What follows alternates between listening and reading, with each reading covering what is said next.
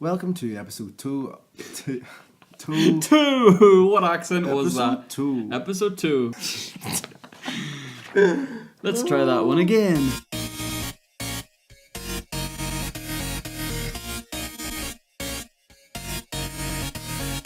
Hey guys, and my name...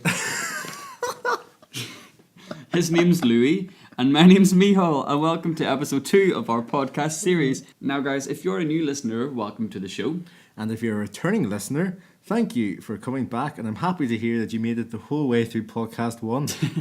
Only joking, obviously. We received such good feedback from podcast 1, so we'd firstly like to take the opportunity to say thank you guys. Thanks to everyone who listened, and for everyone who sent us really, really kind messages on social media.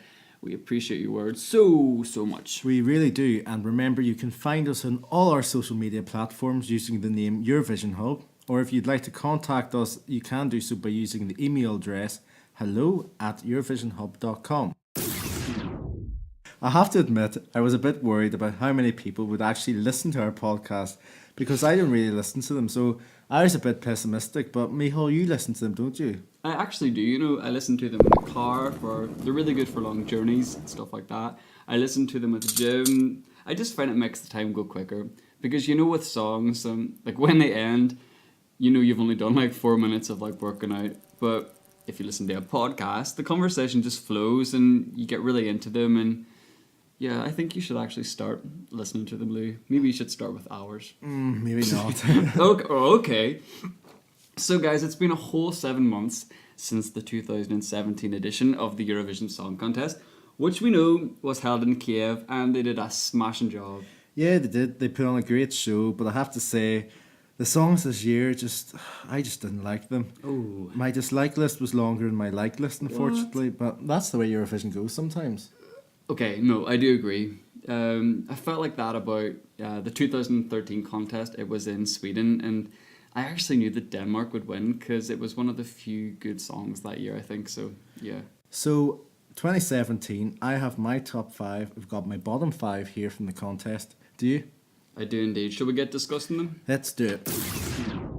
So, I'll kick things off by firstly saying that the order of my top 5 is in a completely random order. Because, in the days leading up to the contest, it changed so much. But, with that being said, at number 5, on my favourites list is the Netherlands with Lights and Shadows. Cry no more, cry no more. So, the Netherlands placed so high with me because of their voices, obviously. Their harmonies were lit, and I love the message behind their song. It was written for their mom, who sadly passed away after the contest. And I love the idea of, in life we go through the bright and positive times, but, we go through the dark times as well. So I can never say no to a clap along and a smashing key change as well. So that's why the Netherlands finished 5th with me. Yeah, I have to say, I kind of called them the Dutch Destiny Child, and they were. Yeah. I mean, the vocals were impressive, and So impressive. the song was good, but the total package, I didn't buy it. I mean, Beyonce would have been proud. I know their mom and the family would have been proud of it, but I just didn't get it. We're gonna stand in line and not give up, but walk that road that everybody goes through lights and shadows. So, my number 4 this year is a song that I absolutely played out and got tired of so early on because I had it on repeat from the moment that it won its national selection. It is Iceland with Paper.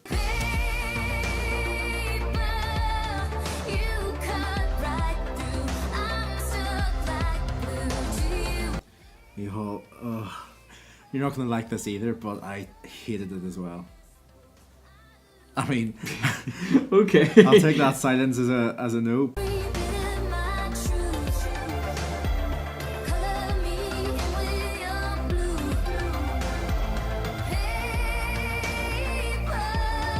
Okay guys, so that was my number 5 and number 4 favourites of 2017. In 3rd place for me is Belgium with City Lights. All alone in the danger zone. Are you ready to take my hand? At the time of the contest, I just didn't like it, but It has grown on me, I'll tell you that. I have warmed to it, probably because of you playing it a lot as well, but no, I'm not saying it's up there with my favourites, but at least I can appreciate it now.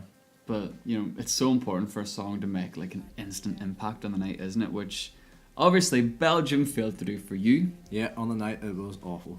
Awful. Oh, come on, it was not awful. What was awful about it? She lacked energy, she looked like the Eurovision stage was the last place she wanted to be, and I know you said, ruthless. that's the vibe she was going for, but I just didn't buy it.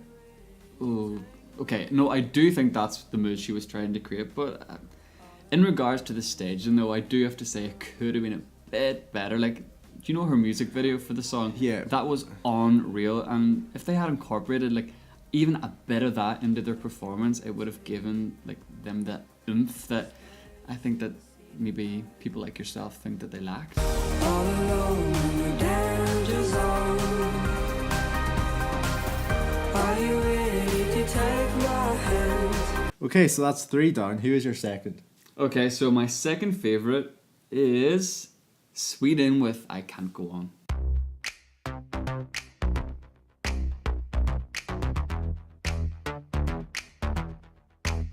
I can't go on. The powerhouse of Eurovision at the moment, Sweden know how to do Eurovision and they deserve everyone they get. And if they take over Ireland's title of most Eurovision wins, which I think they probably will do in the next 5 years, like, fair play, I think they deserve it. Yeah, Sweden have nailed it every year, to be fair, since their non-qualification in 2010, wasn't Ooh. it? Their entries are fantastic every time, but there's just one thing I want to say is they're predictable. They will always send in a safe, radio-friendly song. It's not too offensive, it's not too rash, something that will secure them a top 10 position and even win depending on the year. If it's not a treadmill, it's a wee boy with a balloon. Yeah, but that's really innovative and Yeah, creative, isn't it? it is innovative, but it's the same thing every year. Well, what would you like to see them do? Because a treadmill's different, and so is the graphics. The man's had for Heroes. Sweden always come to the contest with something super slick, professional, and ready to knock out the competition, and I love that. What I'm trying to say is I think they're too predictable at this stage. In 2018, I think they'll do the same thing. They will come in with a radio-friendly, polished pop song with a different prop of some sort, and they'll get top 5 easily. So you're saying that Sweden are predictable and innovative, but surely that's a positive thing. Like, it's always great to know that we'll always get something so good and memorable from them. But no. Okay, no, I do get what you mean in a sense, like, about them being predictable, but it's not in a bad way. Like I said, we do always know that we'll get a radio-friendly smasher from them. Yeah, but take this year for example. Okay. So they came along with their treadmills and they were dancing on, which I'm sure is quite difficult to do. Yeah, they smashed it. What a But dance. they were never going to win because when you put up against Portugal, who came along with this new brand new jazz sound that we haven't really heard at Eurovision in years, people loved it. It was the same in Fairy Tale in 2009 when they brought out the violin. Okay, so no, to be fair, I do see what you mean. Sweden would never send anything out of their comfort zone, so to say. Like, for example, you'd never get a song like Portugal in 2017 from Sweden, or a song like the Ukrainian winner in 2016, because it's too much of a risk for Sweden. Is that what you mean? Like, Yeah.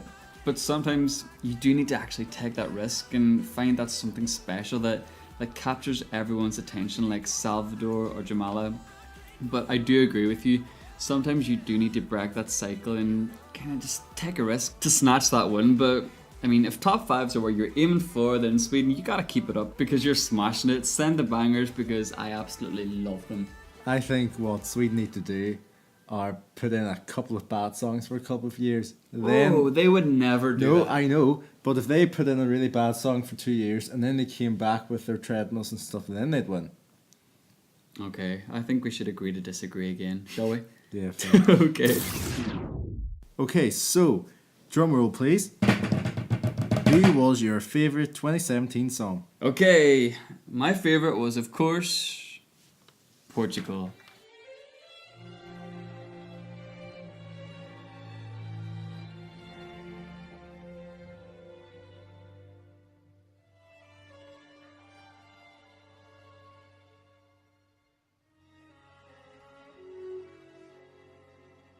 From the moment I watched the national selection performance, I was just blown away. I wasn't expecting it. I felt like I was being taken back in time with this like charming, dreamlike entry. The song felt like just really nostalgic, and it reminded me of music that my granddad would play like on his wireless when I would stay over at his house. And you know, like Salvador's quirky and unique delivery, it just made the performance extra special.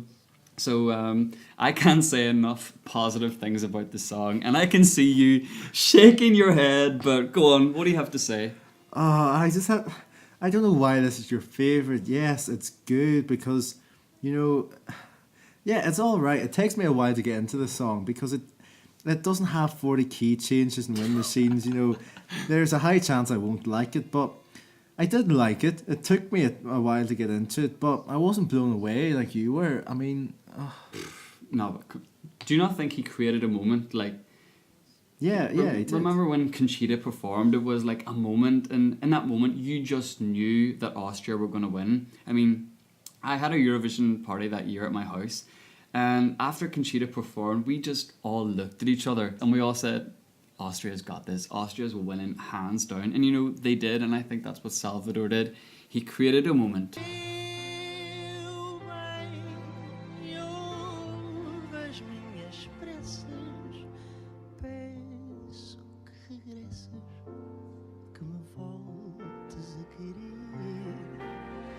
Okay, so Louis, your top 5. Now, I already know this is going to be completely different to my top 5, so take it away. Yeah, it is so different to yours, but that's the beauty of the contest. It is. So, at my number 5, it is Israel, I Feel Alive. The secret of my life is never giving up. I feel like if I went to Israel and I went to a club, this is exactly what I want to hear playing. It took me away to that part of the world, you know. Yeah, it took me away, but only for the middle section. You know, when they introduced that like traditional music break, that's the only part that took me away, and it's such a shame because the middle part was the best part. It had that traditional sound, and if it had that throughout the whole song, it would have really elevated it, I think, but maybe even like elevated their position higher on the scoreboard as well. But I mean, yeah, but the song was upbeat, it had energy, I really enjoyed it. I feel alive.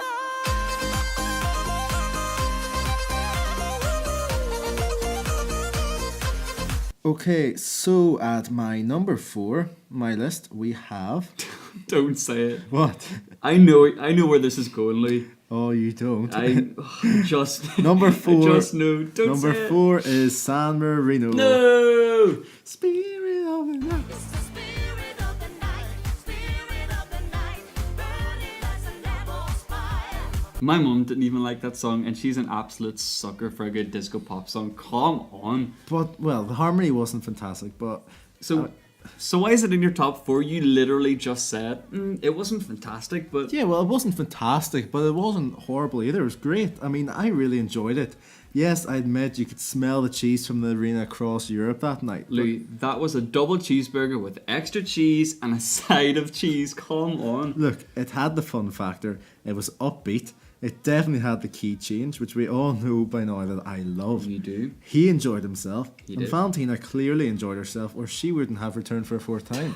It's the spirit of the night, it's the spirit of the night. So at number 3, I have got Estonia. Oh God.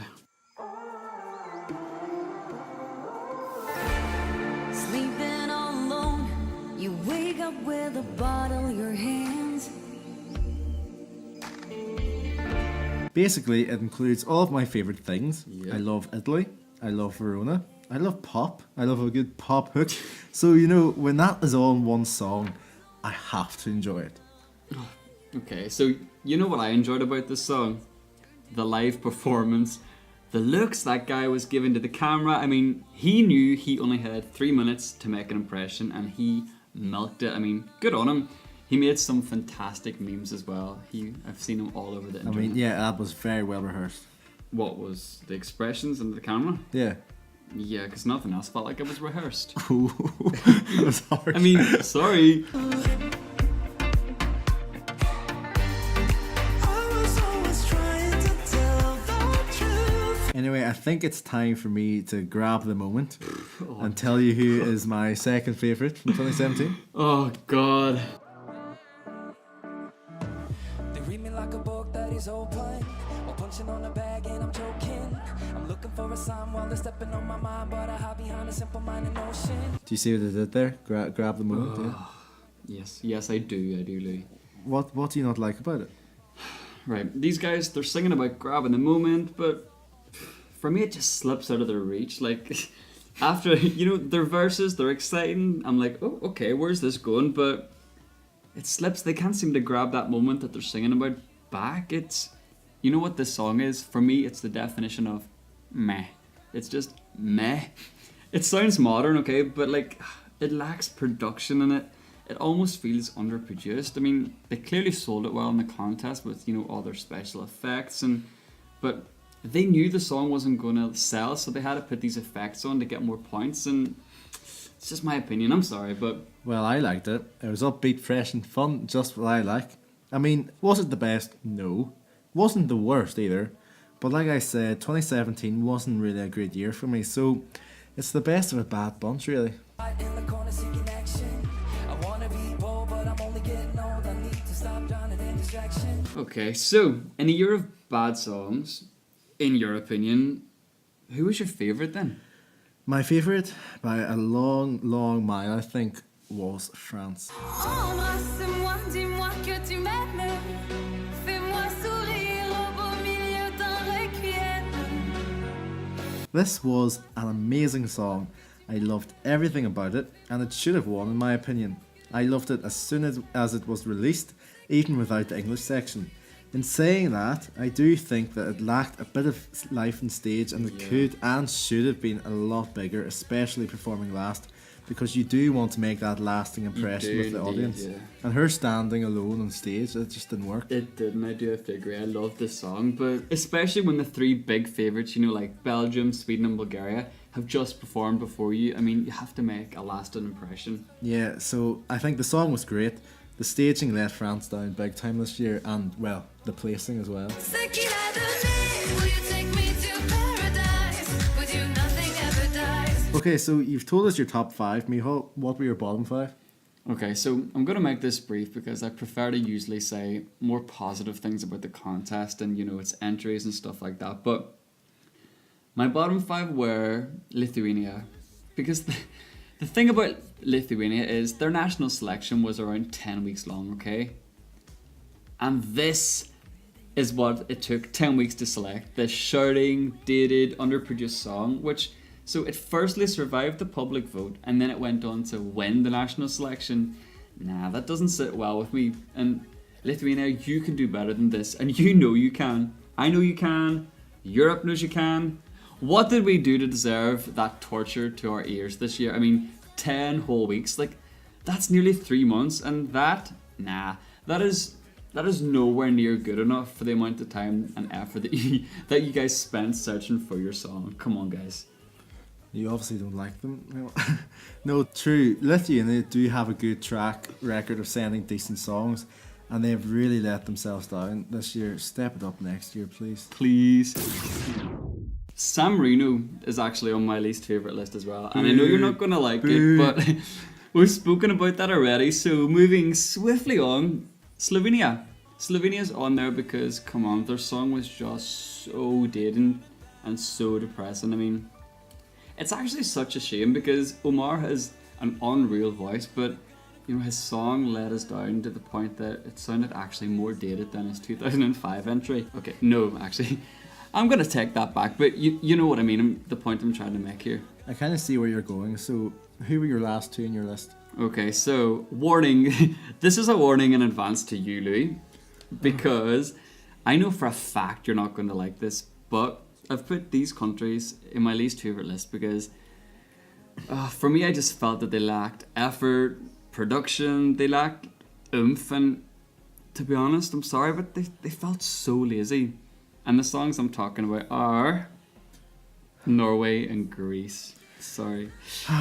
Well, we've already spoken about Norway, so Greece, it wasn't their best entry. When I think about Greece at Eurovision, I think about Opa, Yasa Maria, my number one. Aphrodite. The tunes. My favourite one. But I'll just never remember this song, you're right. As we already know, I didn't have a good year this year. I found a lot of songs boring, very questionable. Okay, so you know what? I'm really intrigued. Tell us your least favourite 5 songs. I mean, I think this is harder than actually picking my top 3 of all time. Oh, it wasn't that bad. Come on. Right, okay, so I'll start with Ukraine. Just why? Okay, Why? just why? I mean, no, come on. They weren't one of my least favorites, you know. But why? Because they added a bit of variety to the contest. We talked earlier about Sweden and how Sweden don't go outside of their comfort zone, and you know, because it ensures them a top 5 or top 10 or even a winning position, as you said, depending on the year. But it's never something musically different from Sweden, so I'm glad that they had the rock. No, as a host country, do you not want to at least put out a decent song? Yo, if I'm a host country and I'm paying a couple million to host the contest, by that time I'm broke. May comes around, I definitely don't want to win again. Come on. I'm actually joking there, but this is what the Ukrainian people wanted. They had their voices heard, and I mean, this is what the result was. Yeah, but you know what happens when the public get their chance to vote these days. I didn't like Finland, Austria, Georgia, Louis, we're only looking for 5. UK, Ireland, Lithuania, Louis, come on. Azerbaijan, Bulgaria, Armenia. Right. We get the point. 2017 was not one of your favourite years. But guys, what do you think? You guys listening at home, was 2017 a good year or a bad year for songs in your opinion? So we want to hear from you. Send us your messages to our social media platforms. You can search for us using @Eurovision Hub or email us to hello@eurovisionhub.com. Okay, so before we finish our throwback to the 2017 contest, I have an honourable mention. So this honourable mention is for Italy. So the song that everyone was calling the winner, you know, there's no one going to beat it this year. It's Rome 2018. You know, and this happened from the minute it won Sanremo, Occidentali's Karma, which means Western's Karma. It's such a catchy tune, and it explores the fascination Western cultures have with Eastern spirituality. So in Francesco's own words, he says, "It's about our clumsy attempt to ape Eastern habits to find our own inner peace. But the truth is that in other people's cultures, we will always be tourists." So, I mean, the song lyrically for me was one of the best. But it was never going to be the winner for me, and I just have a few reasons. First of all, to the non-Italian speaking general viewing public with no background knowledge of the song or its message, who are watching the contest live for the first time, they will not understand the message due to the obvious language barrier. Secondly, they will get even more confused when the dancing ape joins Francesco on stage, and they'll confuse the reference for a gimmick, and then the whole thing just turns into a joke. Therefore, I think it was never going to win, and it was kind of always just going to suffer. I do agree with you in that, you know, for once, but I'd like to give my honourable mention to Moldova. Now, the Sunstroke project, we remember them, they were good in 2010 because, well, Epic Sax Guy made it look at least a bit believable that he was playing the sax. 7 years later, they turn up again to Kiev, and he knows he is Epic Sax Guy. He doesn't even want to care that he looks like he's playing the sax.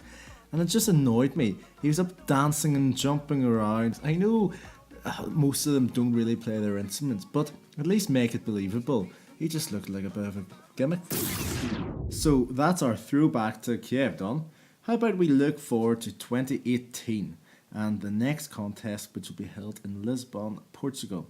So what styles of music do you think are going to be seen in the contest next year? You know what? I will be extremely disappointed if we don't get a few Despacito sound-alikes, just for the simple fact Eurovision needs bops. And if they sound anything like Despacito, then we are in for a treat, I think. But really, I think this reggaeton theme that we're seeing so prominently this year in the charts is going to be in the contest.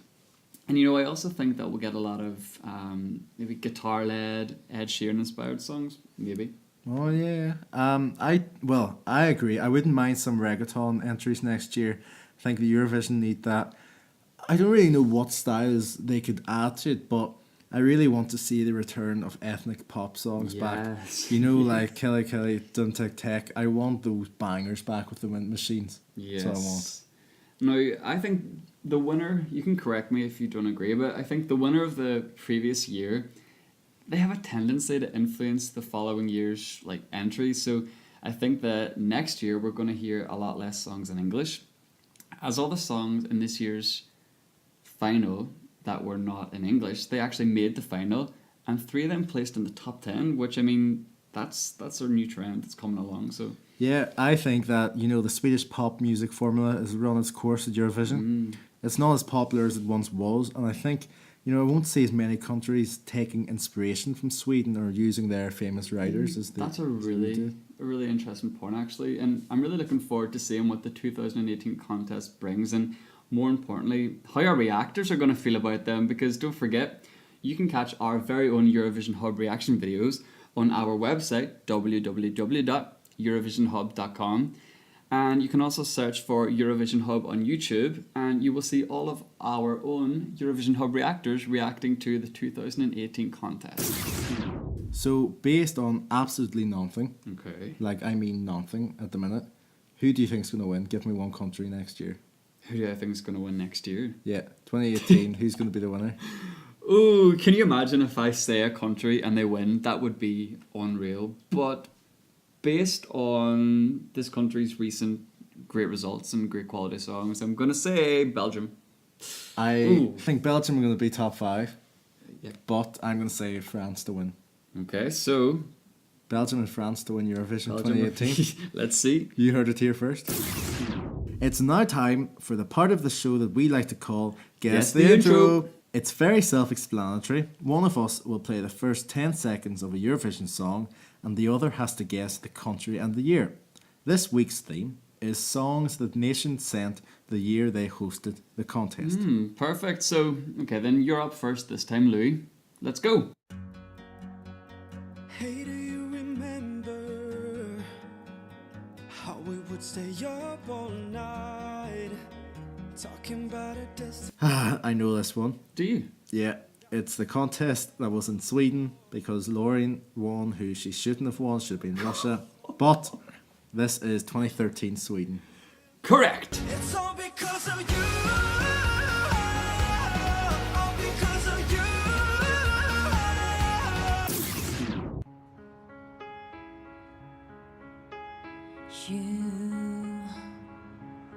You are my best friend. I actually really like this one, surprisingly.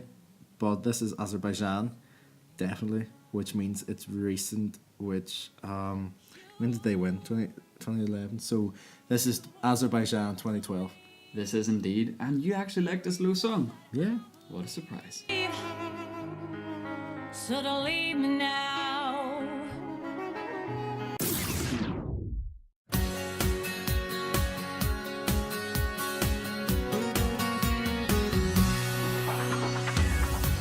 Did somebody dare?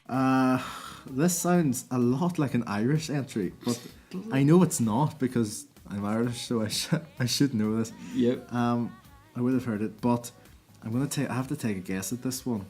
Do you want a clue instead? Yeah. Okay, so this was early noughties. I mean, that doesn't really help, but thanks. I'm just gonna say Latvia. Oh, I thought you were going to say something else. Nope, so close. It was Estonia. Just run away to the stars. Just run away till you're high enough. Well, 2 out of 3 is not bad. Okay, so your turn. Here we go.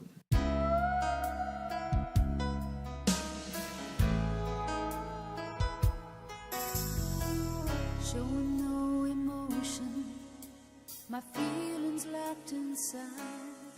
I know this one. It's when Ireland won, so it's Niamh Kavanagh, In Your Eyes, and it's 1992. No, 1993. Yes. Yeah. Easy. Too easy. I see the light leading me home again.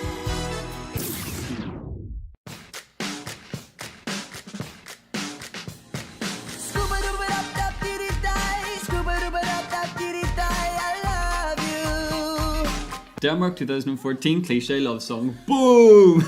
These are far too easy. I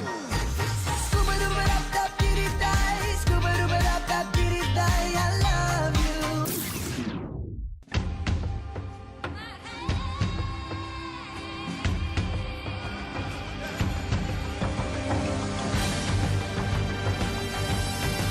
Oh, what a tune. I love this song so much. This is When Spirits Are Calling My Name.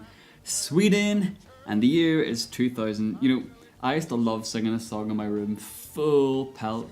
My dad got me all the Eurovision albums after I started becoming obsessed with it, and oh, I just love this song, and I love the indigenous music of the people in northern Sweden, and I'd love to see this kind of sound back at the contest. I don't actually really remember this one at all. Wow. Might have to check it out sometime.